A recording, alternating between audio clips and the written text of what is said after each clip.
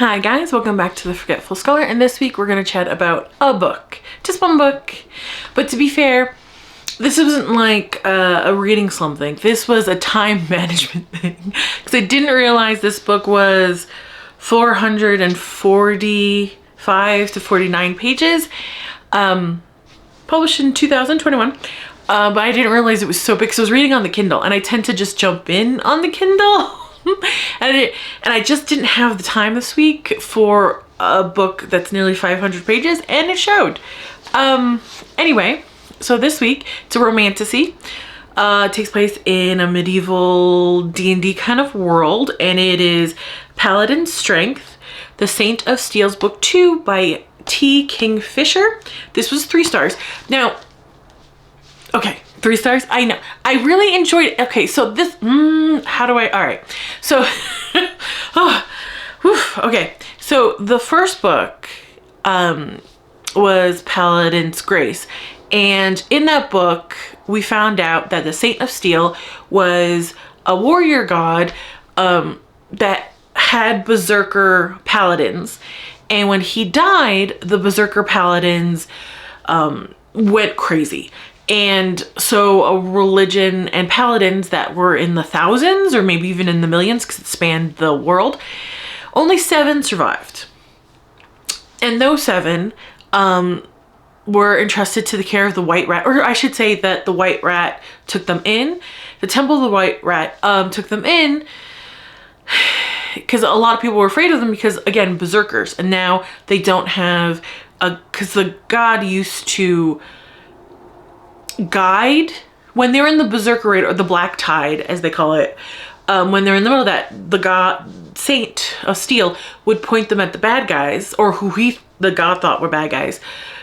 There's a whole internal crisis about that in this book, but wouldn't let them hurt civilians or innocents, right? So now they have to kind of learn, all the paladins have to learn how to control it, and some are better than others. And in the first book, we were introduced to the paladins, and one of them that made was in the book a little bit more than the other secondary paladins was sort of their captain, even though their ranks not really militant, didn't really have ranks. But I don't know if it's because he's the oldest, or he is like the calmest, or the one that could control the tide the best. But he's sort of their leader, and he was hilarious in the first book, and he's really funny in the second book. Not as hilarious, but funny in this book. And this is about him. Now his name is Istvhan, and it took me all of the first book of the series and like 200 pages of this book to realize that that's just a fantasy spelling for the name Esteban. And you might be like, well, I could see that taking a while. Don't be so hard on yourself. That's like 600 pages about that. I didn't realize that's how that's pronounced. I will be hard on myself because I'm an idiot. Because you know what my brother's name is? Esteban. So I should... There's really no excuse for me except I am an idiot. So, this is his story. In the first book, there was not only the romance and the political intrigue going on, but there was a serial killer thing happening. And it was really strange. So how to explain this? They would find decapitated bodies and decapitated heads next to these bodies, but those heads didn't belong to those bodies. Now, the paladin in the first book, Stephen, he was able to kill one and get him and the main girl, I forgot her name, but she was a social anxiety ridden perfumer. They were able to like locate their workshop in their city. So they are called the Smooth Men, but they quickly realize that this isn't the only place that these creatures are, right? And they don't know who created them, all that. So that's the mystery left over from the first book, right? Now the Temple of the White Rat, I adore them. They seem to be like the best people in this kind of world. the Temple of a White Rat's motto is we fix broken things. And basically they're healers, priests, and lawyers. They're healthcare, free healthcare, free therapy, and public defenders. So that's what they are. But they also have like a little, because this world's politics are really intense and I think really well written and woven into the story in a realistic way. They don't take over, they don't get boring. But the bishop, Bare Tongue, in the first book, hilarious. We don't really get her in this one. She also has a sneaky side. You know, they have spy networks, and maybe every once in a while they pay an assassin to, you know, a tyrant, you know, things like that. And the Temple of the White Rat seems to be everywhere, and you find out in this book that when they set up a temple, the first thing they do is bring in food, healers, and then their third act is usually housing, and then lawyers. So that's kind of what they do when they set up a new temple in a new place, right? So Estevan and Galen, another paladin we were introduced to in the first book, he having a very rough time. He seems so far to be the one that having the most struggle about controlling the berserker rage. But very likable person other than that. And I think the third book is his story. I'm really excited about it. They are guarding a whiskey barrel maker across the cities, across, you know, the country, because they're following rumors of the Smoothman. That's sort of their hidden mission, right? And at the same time, Estevan's kind of recovering a little bit from like a little bit, not really a broken heart, but him, and he had a friends with benefits thing going on in the first book, that when this book started, it's very clear that that ended, she ended it. So a little, you know, hurt his ego a little bit, I guess. And we open in, and we get his POV, and we get Clara's point of view. What is? Oh, I'm in a weird mood today. Hope I'm coherent. Who knows? Clara's point of view. Now, Clara is a nun. Who makes it very clear, did not take a vow of celibacy. Okay, remember, this is medieval fantasy, so this is like Dungeons and Dragons world. It's not, you know, it's not real life 1100s Europe. You know what I mean? So, she is basically given to Estevan as like, oh, sorry that our nephew tried to kill you. I'll leave that there so you can read what that's about, because I thought that was kind of interesting. Also, I enjoy finding out about these new countries and their different customs. I'm a big anthro nerd, so I like that. Anyway, I'm just trying to do a synopsis so I can get in why I gave it 3 stars, but I am all over the place. My brain is not working. So, great. Anyway, it's pretty much lust at first sight for both of them, but Estevan is a paladin, and when he finds out that she's a nun, even though he doesn't know she didn't do a vow of celibacy, he's like, oh, I must protect the nun. So, like, him and Galen are both like, we gotta help the nun, because she's a nun, and we have to, because we're paladins, and nuns are scary. So she was very, the other sisters in her cloister, her order, yeah, both work. Anyway, they were kidnapped and she was left for dead. So she's trying to find them. And they're like, well, shoot, we're definitely going to help you because nuns have been kidnapped, right? So like that takes precedent over everything else. He still, he still wants to know, he's still trying to figure out where the Smoothman came from or where they're going, but still, that's kind of the priority shifts to get back her sisters, right? And both of them are like, oh, she's hot. Oh, he's hot. He's keeping secrets. She's keeping secrets, So So I think the book did a very good job of building a slow connection. It's a very slow burn, right? But I did not mind it. And there were scenes that I was like, oh, what is this for? Because sometimes books don't earn their 500-page count, right? But I think this book did, because every scene that I thought, oh, might not have contributed came back for a reason. I think the writing's fantastic. He's all green flags too. So you have a romantasy where the guy, all green flags, still a badass. She did the same thing in the first one. The author did the same thing in the first one.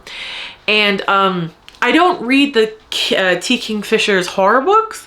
Just, I'm really enjoying the romantasy ones. But I heard the horror books, like the main girls kind of feel the same. There's fourth wall breaking. There's no fourth wall breaking. The girls are completely different. Like, the main leads are completely their own personality. There's like no resemblance about that. So that's not a worry. But the horror writer does come in the descriptions and like the creepiness of the smooth men and the descriptions of like the bodies they leave behind.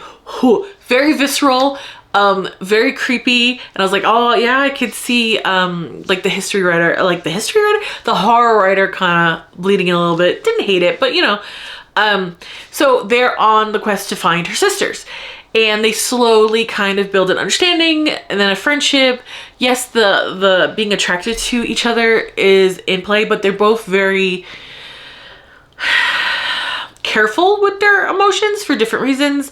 Esteban, because of his god dying and the horror, the ripped from them and how they feel hollow in a way. Like, the first book is such a visceral explanation of that pain they went through. And he even acknowledges that he keeps people at an emotional distance because of it. Her, because, well, her sisters were taken because, I don't want to spoil the surprise. I kind of knew right away what abilities her and her sisters, her fellow nuns had. But that's because I'm a nerd, so don't look, like, I knew what their orders, like their order meant in line. But if you don't want the surprise spoil for you, don't look it up. I thought it was a lot of fun and really cool. I'm just saying. So they come from a certain valley where every once in a while a young girl has this certain ability, and the nuns take them in and help them because they also have that, like, they were born with that same ability. So they take in the young girls and teach them how to control it and things like that, right? So that's why the nuns were taken. It's kind of interesting following her POV of like how she wants to believe them, but not, and she thinks they're mercenaries, not paladins. She finds out they're paladins. She's like, oh, great. Like, it's actually pretty fun. And there's a lot of funny moments in these books, which I enjoy. So that is the overarching thing. They're trying to get back her fellow nuns, and they're trying to figure out the smooth men. Now, figure out what happened with the smooth men.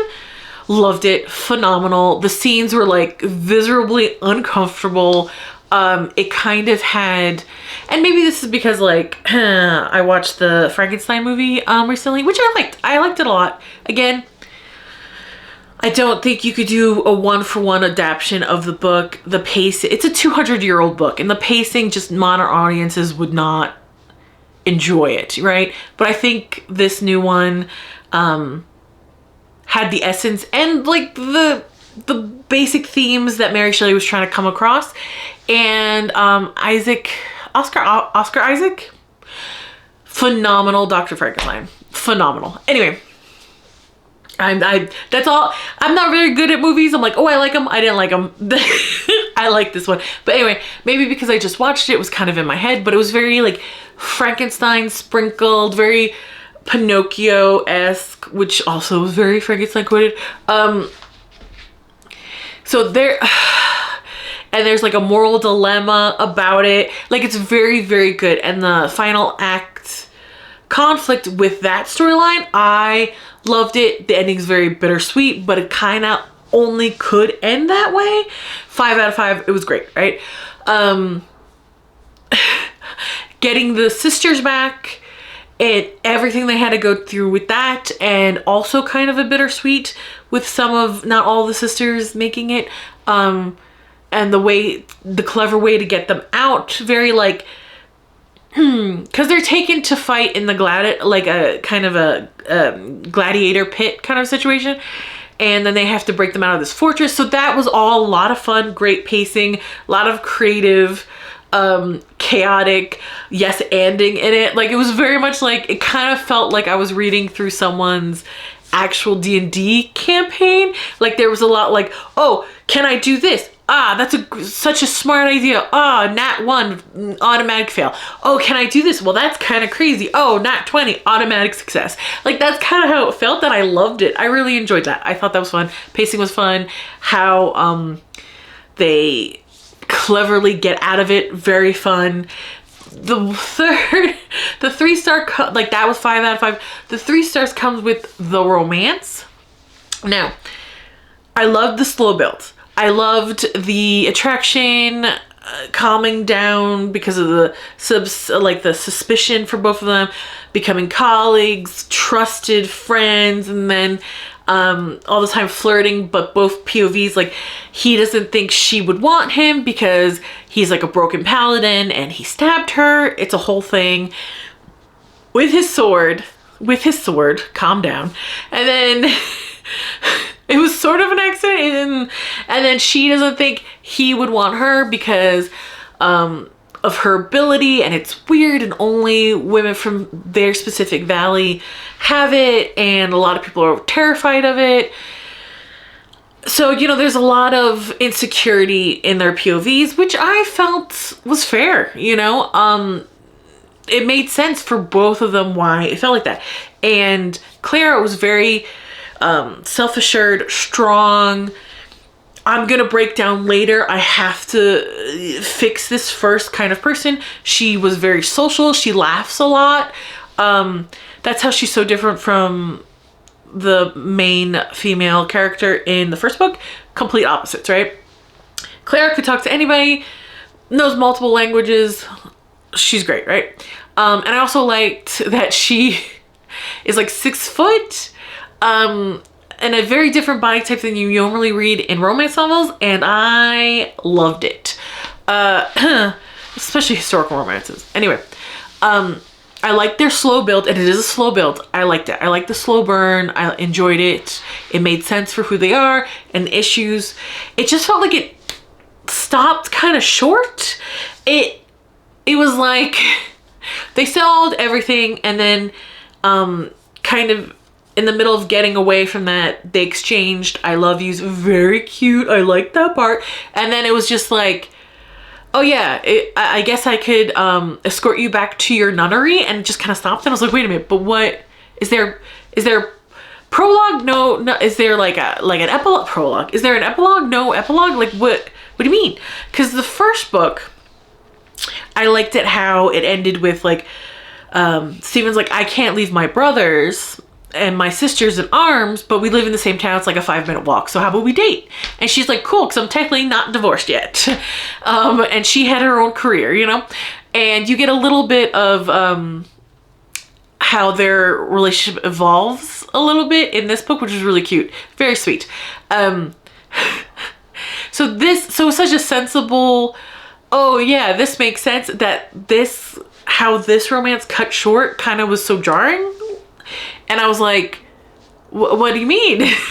what do you mean? What's going to happen? Because her, like, that's it. You're just going to escort her back. That's like a month. And then you're going to like, raid proof her convent, which not possible. And I'm like, wait, what? And it just kind of doesn't give you maybe in the third book you get a little bit more, but there's no part of me that thinks that Esteban would leave his brothers and sisters in arms. Like, they're very codependent, but I can understand the horror they went through, and it's only 7 of them left. And when he separated from Galen for a week, when they met again, you would think they didn't see each other for a year. You know what I mean? So And Esteban's sort of like the captain, even though there's not really ranking, but the other paladins think of him as so. So like, he can't leave them, you know? And she was in the convent, she did all the trading, so she travels a lot too. So like what's gonna happen? Because like, he can't leave them, and what is he gonna do? Just hang out at the convent? Like, it's very clear, and this book re-emphasizes it, but the paladins need to be busy. They don't like to not be busy.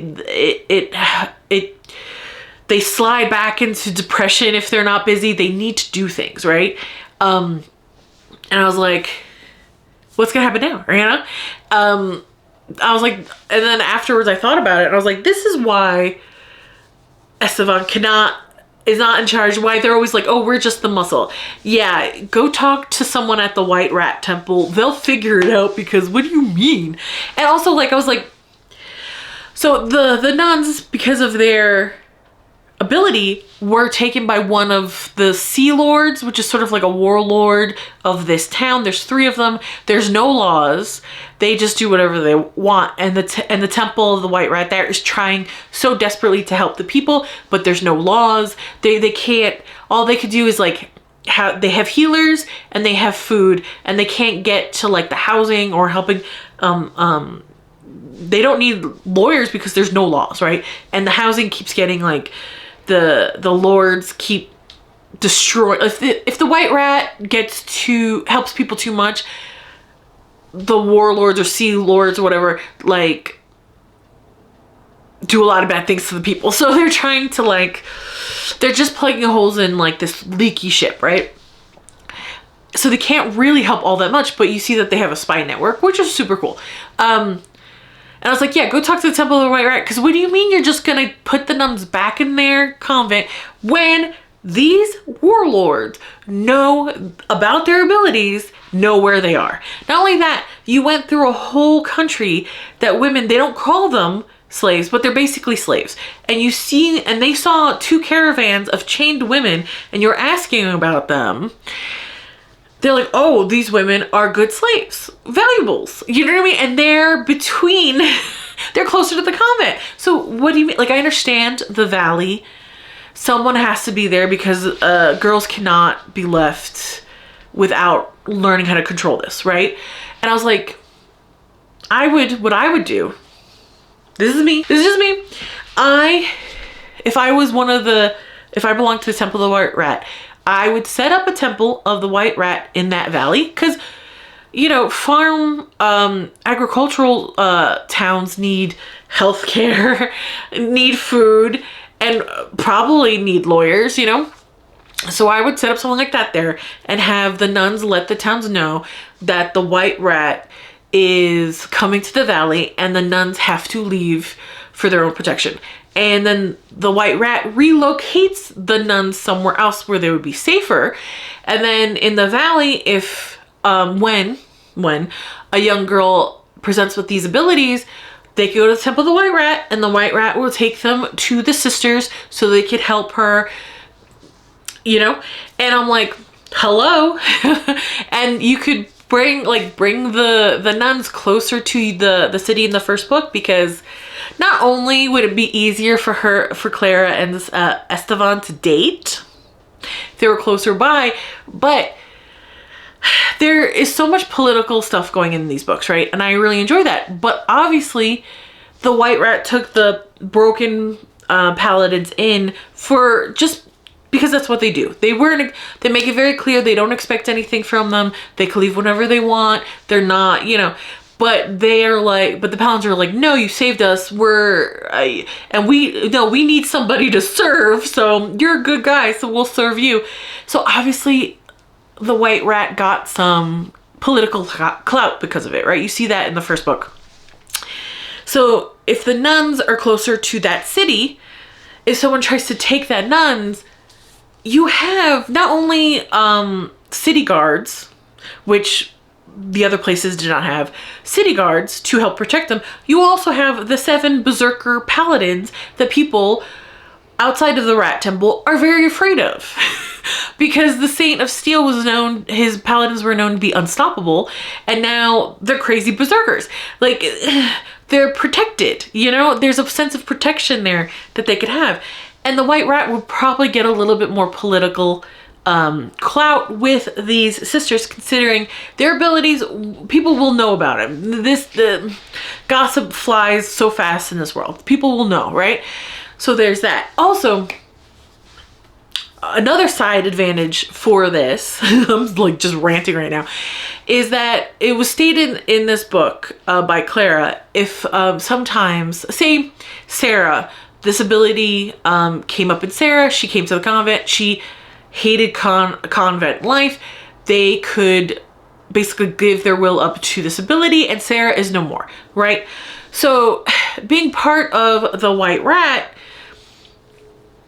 the nuns could have more options. Like, you could be a nun, but like, you could be a lawyer, you could be a healer. Hell, in this book, the White Rat had pet sitters for people who are like, well, I can't leave my farm to go get go have a surgery. In this book, there's like, no, we have pet sitters. You could go. This person will take care of your farm for you. You know what I mean? So like, they could do that. It'd be more options for those who don't want just to live in a cloister, right? And the order is not based on a god. It's based on the first woman who presented with these abilities, right? So there's no god trespassing, I guess. If the White Rat like absorbs these sisters, they could still be the sisters of this order, but like a subsidiary of White Rat. I don't know. I think it would just work out better for everybody. And I was so surprised how because the first book, the ending was so like practical and still like, yeah, that makes sense. Adorable in a way for them to just be like, oh yes, I love you too, great, I'll walk you back home, end. And I'm like, what? So that's why it's a 3-star, because I loved the romance up until that point, because like the ending was just cut off. It felt cut off. Wow, I really had some feelings about that, didn't I? Overall, I enjoyed it overall. It's just the ending, when it came to the romance storyline, it needed like 2 more pages. Come on.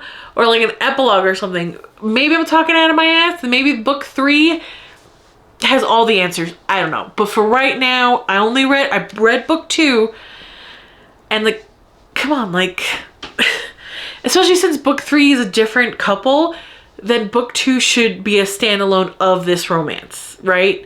And don't get me wrong, the romance does have a really sweet ending. It feels so abrupt. Like, what are you gonna do after that? And why? What do you mean you're gonna put the nuns back in their obviously badly defended house where everybody knows they have abilities now? And what do you mean? Like, I was just like, so that kicked it down 2 stars because of it. Up until that point, it was like a 4-star for me. That kicked it down to 3 stars. So that's why. And man, did I have some feelings about that. I don't want to, but it's time for me to get back to the real world. Like, comment, and subscribe, and I'll see you later. Bye.